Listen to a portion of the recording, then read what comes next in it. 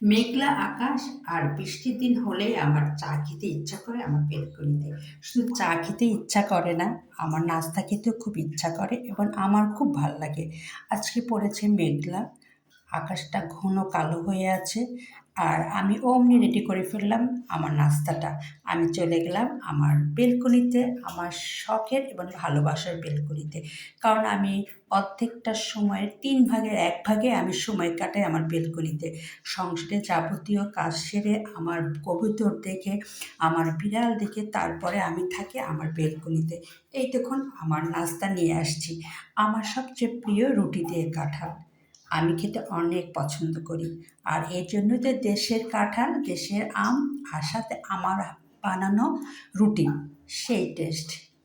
দেখুন আমি মেঘলা আকাশে আমি আমার বেলকনিতে ১ কাপ চা খাবো, তার সঙ্গে খাবো কাঁঠাল দিয়ে রুটি, আর তারপরে খাবো আম। তবে চাটা অনেক পরে, এই ৩টা খাওয়ার পরে আমি চা খাবো। কারণ আমার কাঁঠাল রুটি আমার খুব পছন্দ, এবং দেশের ফরমালিন মুক্ত বিধায় আমার কাঁঠাল আর আমের চেহারা একটু খারাপ হলেও আমি খাবো। কারণ এটা দেশ থেকে আনা। এটা ফরমালিনযুক্ত না, ফরমালিন মুক্ত। এটা শরীরের জন্য অবশ্যই স্বাস্থ্যসম্মত। এই জন্যে আমি কাঁঠাল নিয়ে আসছি রুটি দিয়ে খেতে। পরে একটু আম খাবো খালি, তারপরে খাবো আমি ১ কাপ চা অনেকক্ষণ পরে। এই ফাঁকে আমার কাজগুলো আমি দেখব। তবে আমার প্রিয় খাবার এগুলা, কাঁঠাল রুটি। চাটা ঠান্ডা হয়ে গেলেও সমস্যা নেই, কারণ আমি কাজ দেখতে দেখতে ঠান্ডা কাপ চা খেতেও আমার সমস্যা হয় না। এই জন্য আমি আগে খাবো কাঁঠাল রুটি। এই দেখুন মেঘলা আকাশ, দেখেছেন? একটুও রোদ নাই, কিন্তু পরিবেশটা হেব্বি সুন্দর। আর এই পরিবেশে আপনার নাস্তা করতে খুব ভালো লাগবে, আর তারপরে উষ্ণ ১ কাপ চা, সেই টেস্ট। এই দেখুন আমার মরিচ গাছগুলোতে কত মরিচ ধরেছে, আর এই মরিচ আমি অলরেডি অনেক খেয়ে ফেলেছি। তারপরেও আল্লাহর রহমতে মরিচ কমছে না, ঝুম হয়ে আছে সারা গাছে মরিচ।